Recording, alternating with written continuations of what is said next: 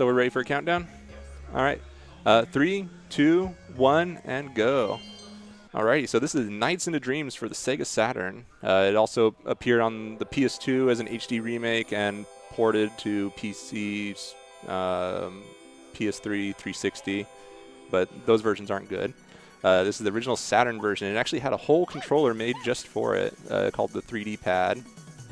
And so we start out as the kid, and this one's name is Claris. And each stage you want to go to the gazebo to change into knights. Basically, I guess a dream guardian of sorts. I don't really remember the story. It's kind of weird. So the goal of each stage is to get these 4 orbs that were taken from us, and we have to get these blue chips, and we need at least 20 of them to get these orbs. And also with me is Dan Ziver. He's the awesome dude. I don't know anything about this game. I'm here for moral support. And I like the moral support. So each stage is divided into 4 laps, and it's pretty well routed out. Our main movement is the drill attack that they call it, and it uses a meter down there, and we're gonna get. Sometimes I basically press both triggers, and you do like something where you can cancel your loop to get a shorter loop. And right there, I grabbed the Sonic icon to refill my gauge. And I'm going through these giant rings as well because they refill the drill attack meter a little bit as well. So the first stage is very easy. It's just basically a tutorial stage, grabbing all these little chips. And now I just went through that thing, which is a stunt ring, where I get this golden trail, whereas if you're going for score attack, you want to use those to do like paraloops and other tricks to increase your score, but we just want to go fast. This game is actually kind of like a speedrun / score attack hybrid. The way it works is you want to get the orb as fast as you can, then if you were to play casually, you'd want to run out the clock without going to 0 of just redoing laps over and over to build up your score. And because once you get the orb, you get double points on everything. So it's like a really key method to just go as fast as you can so you can maximize your bonus time. But we just need to go fast. The only caveat is that you need at least a final C rank in every stage to unlock the final stage for each character. But we only need to do that for at least one character. So here I'm holding right. It's only in the Saturn version it manipulates this boss to not do a dive at the start. It's very, very peculiar. I only found it out by accident. Okay, so normally they expect you to go for the head. Okay, so sometimes it can be a little finicky. If you paraloop the tail, you can just defeat this boss in 1 hit instead of like 21 or 22 hits it normally takes. Okay. So I'm just like being overly safe here. There we go. Dude, first try now. First try. So if you paraloop the tail, it counts as defeating it. That's actually intentional because that's like the way you get a 2.0 score. The better you do a boss, the more points you get. And that comes in handy. So at the end of each stage, it actually locks out your controls, but we use this to our advantage. We can soft reset to the title screen to skip the score results screen. And it just saves like a couple seconds. So we just hold the soft reset buttons, and the moment the controls come back, it lets us go back to the title screen. We have any donations? All right, cool. So now we're going on to, basically we're just doing stages kind of in order. It doesn't matter which character you start with. There's Claris and Elliot. I start with Claris just out of habit because it's like going left to right. And now we go to like a forest stage. This is one of 2 stages where we don't get a refill icon for our speed gauge. And so we have to manage our speed a little bit carefully by going through all these rings. The orange ones refill, I believe, like a second of the meter, and the yellow ones refill 2 seconds. So, you know, yellow ones are the good ones to have. And so this is, we just go an extra lap, and then we go back the way we came because it's just a little bit faster. Every time you do a lap, almost everything respawns. The only things that don't respawn are like random icons you can find. They're always hidden. And sometimes the blue chips don't respawn if you collect them in a weird way. And I don't fully understand how that one works. But so we're just trying to manage our meter because we want to hold on to as long as we can. Luckily for the boss of the stage, it's not really that important. And now for this one, we're gonna do it in reverse, because if you do it the normal direction, you have to do 2 laps because there's just not enough chips before the thing. So we can just go backwards, and there's 16 before it, and then right after it, there's another 4 we can grab. And just like that. Oop, missed one. So we can also do paraloops to kind of like grab things in like a vortex or a gravity well of some sort. So go all the way back. There's an enemy there. We hit it. If it caught us, it would actually shrink us in size and make us go really slow. And I've had that happen a few times. Sometimes enemies can also grab you and just like drag you down. There's also ones that can blow up on you. And later on, there's one that will like deplete your meter, and that's really annoying because you have to kind of go out of your way to avoid it. But oh yeah, this is made by Sonic Team. So if you're familiar with the Sega games, during the Saturn era, they were burned out on Sonic, so they were trying to figure out new and interesting ways to make games for Sega. And Knights was like one of their first attempts on the Saturn. It took them a long time before they got anywhere. Probably one of the better ones too. Oh yeah. Well, they only did 3 games. 2 of them were actual games, and one of them was just like a compilation. So now we're doing Golpo. This boss is kind of unique in that you can do multi-hit damage to it. So I just killed him with little 3 hits. I think if you do it slowly, it takes like 6 or 7 hits. So the more you hit it, the more damage accumulates. So 3 hits is like the fastest you can defeat it, and it requires a little bit of tricky timing. And so once again, the score counts down, so we got the best possible score. And like bosses are great because they're just straight up speedruns. There's no score to build up or anything like that. But this is also like the longest one to wait out the time for, because for whatever reason it takes a while to blow up. Ooh, got a nice B rank. Ranking kind of matters if you're playing casually, because if you get an A rank in all stages, you get a different credits song, which at least that's what I'm told. I haven't actually tried it myself, but if it is what I think it is, it's the better song. Because there's like multiple versions of the credits. There's like an acapella version, there's like a version sung by children, and then there's like the original version that you hear like in the trailers and stuff. And now we're going to introduce you to a new mechanic where we're going to do the first lap on foot.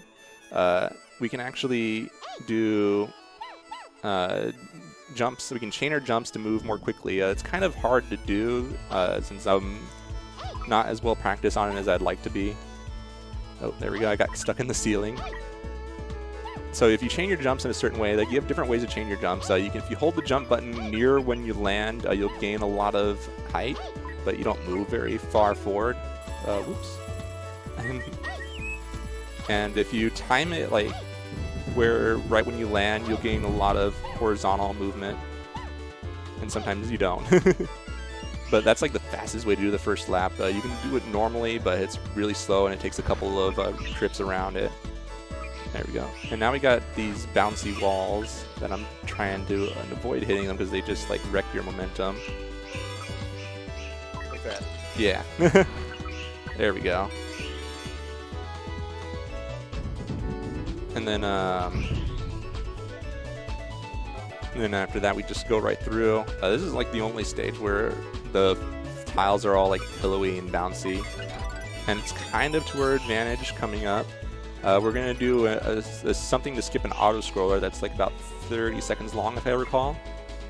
And so we're gonna grab these orbs over here, and there's a cage over here. Oh yeah, cages don't respawn when you go to new laps. So we're gonna go over here, and if we go a little bit farther to the right, ooh, there's an egg. So there's these little things called Hytopians too. I'll explain those in a minute. So we're going to go up there where that tree is, and ooh, I got one of them. And we're going to do large paraloops to grab orbs off screen. There we go. And that allows us to skip the auto-scroller because there's just not enough chips to do that. And no matter what, unless you like fail really hard, it's always going to be faster.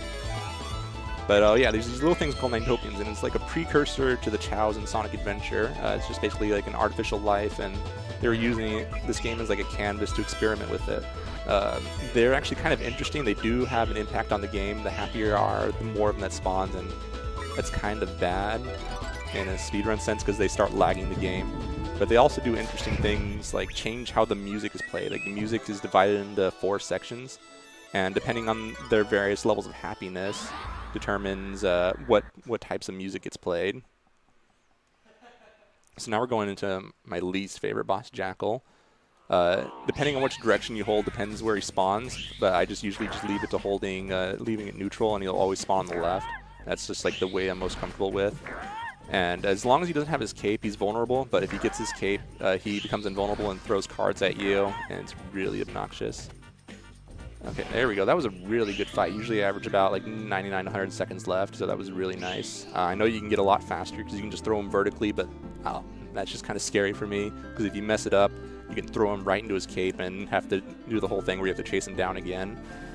And he's probably the most difficult fight for casual players as well, because if you don't have any dash meter, he's almost impossible to catch. Alright, another soft reset. The Saturn's kind of interesting, where Sega mandated that games require a soft reset to the title screen, but there's also kind of a catch to that. So I'm going to go over to Elliot's. If you soft reset at a title screen, it goes back to the BIOS screen, and occasionally it can double input your soft reset and go back to the title screen and go back to the BIOS screen, which luckily doesn't happen that much in this game. It used to happen a lot when I thought that soft resets had to be timed, and it turns out you can just hold the inputs and it'll do it on the first possible frame. But when I used to think of time, occasionally I would go to the BIOS screen. So now, second of 3 stages that we do on foot, we do the first lap on foot. This one, there's just like a ton of orbs here, and it's way faster because like I think it's like 2 or 3 laps you have to do normally. And this one is like where jumps matter the most. And you can actually, like, there we go, you can get a ton of speed. Like if you have enough infinite distance, you can just infinitely get faster and faster. There's no cap on it. But you have to do some like out of bounds stuff to keep going forever. There we go. And then there's also another auto-scroller skip here. Although it's less auto-scroller than the other ones, it's still like an auto-scroller. Basically, knights can change forms.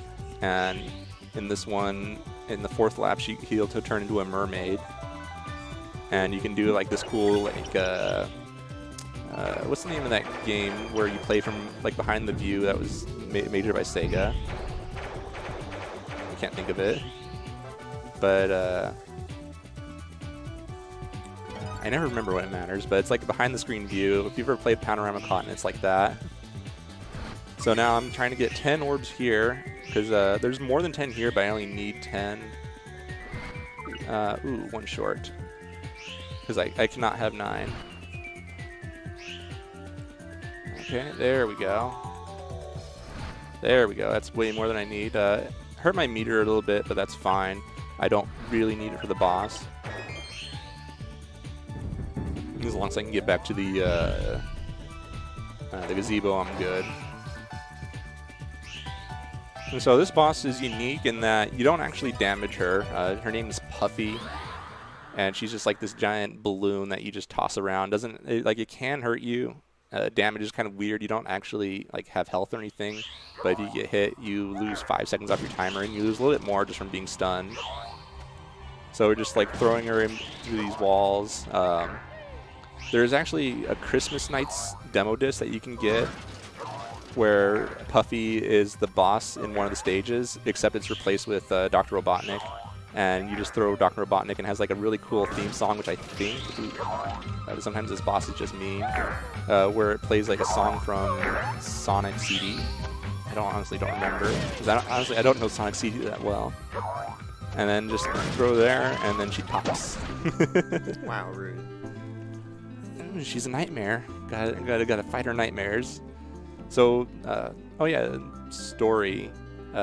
Basically, there's this dude named Wiseman who's like the master of dreams or something like that, and Knights and another one named Riala are his like minions that work for him. And Knights and like Wiseman decided to become evil and start harvesting nightmares. So like injecting nightmares into children to steal their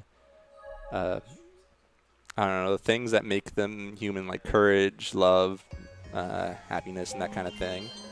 And somehow wasn't able to steal courage, and Knights reached out to these 2 kids who were courageous and like invaded their dreams to ask them to help stop Wiseman. It doesn't make much sense. Or does it make sense to you? The best video games didn't make sense, let's be honest.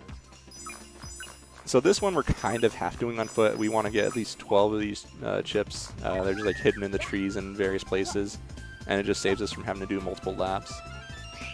So there's more here, and then there's 4 more here. And this is probably one of my favorite stages. This is the only stage where there's an auto-scroller we just can't skip, but it's a quick auto-scroller where we turn into a toboggan sled. And it's just awesome. And it controls really well. So now we have these rungs that we can swing off of, like that.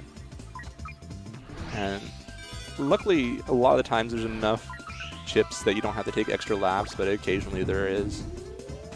It's just all about smart routing. And I actually got into this game because of Claris, who used to do runs of it. And I think she had a run a long time ago that I found that got me inspired into actually routing and figuring out the game. There we go. Awesome. And I learned a lot about the game through her runs, because I didn't really understand a whole lot was going on outside of like Claris' stages, because Elliot's are significantly harder. Although I find them more fun because of the challenge. So we're just going to fly right over that, and Elliot makes his reappearance. And we wanted to hit all these boosters because we just want to go through here as fast as we can. But we also need to collect as many chips as we can. Ooh, that's a little short. Hopefully I can get 3 here. Awesome. So I grab those as like backup if I need them, but you can get all 20 from the auto scroller. And of course we don't want to do it a second time. So having any form of backup is fantastic. And now we're going to another unique fight named as Claws. Only takes 1 hit to kill, but he's always running away from you and setting these little firecracker mice on fire. You can drill attack the unlit ones, but the unlit ones can only be paraloop, because technically I guess you're not supposed to be able to destroy them, but at least casually, but you can, and it's actually preferable to do that for like the highest score multiplier.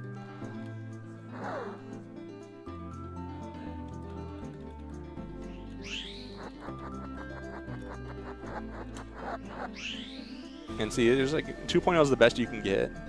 I think it can go higher, but only if you hack the game to have the timer go above its original time. So like if you set it to like 900 seconds or something like that, and you can get like, you can break it and get really high points. But realistically, that's not going to happen. So now we're going into Elliot's final stage. This one's the most difficult stage casually, and I know I struggled on it when I used to play it as a kid. There's 2 auto-scrollers in this game, and the second auto-scroller is like 60 to 80 seconds long. I don't remember specifically. And with how little time you get, it's impossible. So now we're going to do a cactus jump. And this is like the only time in the game where you can move during the cutscene because of that cactus. And it just kind of gives us this funny crouch thing.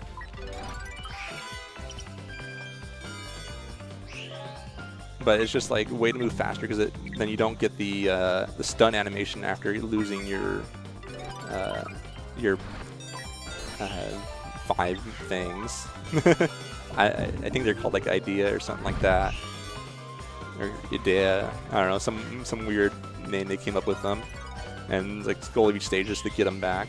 So now we're going to do another auto scroller skip here. There's exactly 20 chips here, and it just lets us skip this awful auto scroller. And basically these auto scrollers, you're just attached to those grates up there, and you can't really do anything. You're just kind of stuck waiting for them to finish, and they're just a big time sink, so any way to skip them is fantastic. And then there's one more that combines that one along with another one, so it's 2 auto scrollers in one. Oop. So now they have these like little magnet things that can hold us in place. Ooh, that's a little short. Get those. And now we go in this little section where everything's just magnetized to you. Okay, awesome. I have enough. I want at least 17 coming out of here, because there's 3 right after this section that I can use if I need them. But after that, there's nothing for a while. Oops. Want to go this way. There we go. And now we're going to get to the hardest part of the stage, which is just like a giant long tower, and you can only see upwards, but you can move like in all your directions. So I want to avoid that triangle thing. Killing it's good. If I run through the triangle part of it, I lose all my meter. Luckily, there is a meter refill up here, which I will be taking advantage of. Here we go. There we go. Want that. And ooh. So like there's these like little alarms, and if you get hit, and then they drop weights. Now I want to go up here, and what they expect you to do is take the auto scroller here, but we're just going to go back down the tower.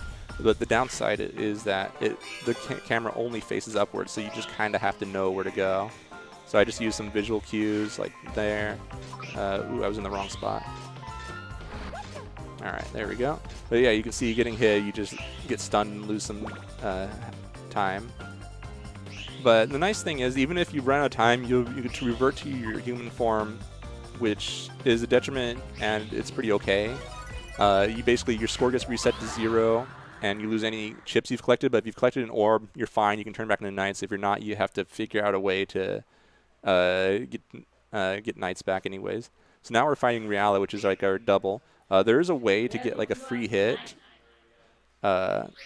while that cutscene is playing, but I cannot figure it out for the life of me because it requires some off-screen movement. Okay, there we go. I was a little worried because he was moving slow for some reason. There we go. So this one's just like kind of like a duel. There is actually a 2-player mode you can unlock after beating the game, where one person plays as knights, another person plays as Reala, and it's just basically this fight. And it's kind of interesting. It's kind of hard because the camera focuses on knights, if I recall. So it's not exactly well thought out. Do we have any donations, by the way? All right. But now we're going on to the final stage, which is the same for both characters, but they each get their own ending. Who do you want for the ending, Elliot or Claris? Are you asking me? Yeah. I always vote for anime boys. All right. So the final stage is unique in that there's still 4 laps, but you only have a single timer to get all the orbs, and we also don't get to play as knights because knights is imprisoned by Wise Man all of a sudden. So we jump off. We can either jump that way or jump towards knights. The other way we get knocked back. Jumping off, I think it is just like almost slightly faster because you don't have to do an extra jump. And then we jump down here, and for whatever reason we get the power of knights, except being able to paraloop. Which is like the most important thing. The only catch is that we get like a larger attract range, but it's still kind of finicky. So see, like that one right there, I just went right by it and I didn't get it. So I'm going to try to go through as many rings as I can since there's no way to refill it otherwise. And for the first 2 laps, there's exactly 20, which can be frustrating for people who don't know the map because some of them are kind of hard to see. So I'm just like going through here. I want to collect these because I want to keep my meter up because I'm going to need it for the boss. And ooh, now that one's kind of finicky to get through because like sometimes it'll look like you get through it but you don't, and sometimes you look like there's like no way that should have went through and it does. And then there's these ones, like it's supposed to follow the direction you go, but if I just hold right, it keeps its position. And now we're going to do like 2 route shifts here where we just turn around and it just allows us to go onto a different path. I guess path swapping would be, yeah, path swapping. And after each lap you get zeroed out, although sometimes you can collect 1 randomly, which is nice. And then another path swapper. And then there's like exactly 20 up here. There we go. And also the stationary balloons also have things. So now we have all 4 of them. Now we're going to go free knights with our powers. And Claris comes by too. And we just have to mash like whatever buttons to make it pop. I just like do A and C since I can use both fingers, or both thumbs. And now we're fighting Wise Man, who's kind of a unique fight as well. It's 4 phases. First phase is fireballs. And second phase is an asteroid field. Third phase is giant snowballs. Fourth phase is tornadoes. And then The unique thing about this phase, you can't directly damage Wise Men unless both knights are present. So sometimes the other knights will be like slow behind you. It's not like as fast as you. So go up here, avoid the fireballs. Sometimes the fireballs are homing.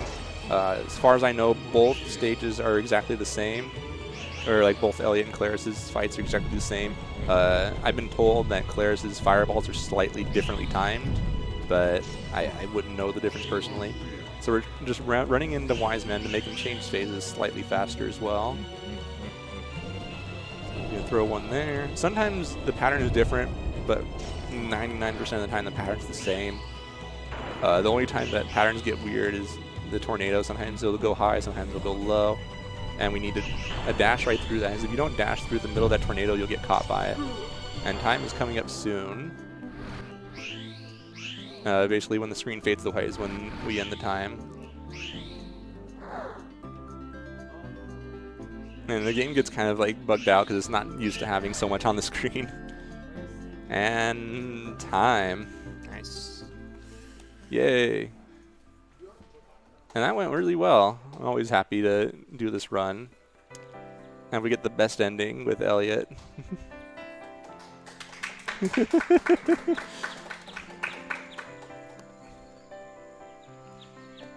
So basically, each of the characters have their vices that they were having in life, and they were having like, nightmares about it.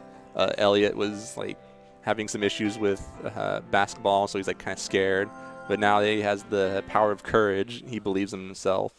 Claris wanted to be a singer, but she was like having nightmares about her audition, and she becomes a great singer and gets all magical and stuff too.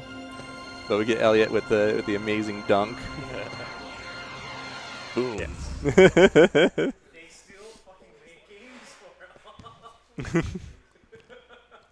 And everyone's like, "Oh my God, you're amazing! You're the next Michael Jordan." And then they all just stand there. Because that's what you do in basketball. Oh yeah. But that's Nights in the Dreams. Thank you so much for having me. That was a ton of fun. And thank you, Dan, for being on the chair with me. Sure.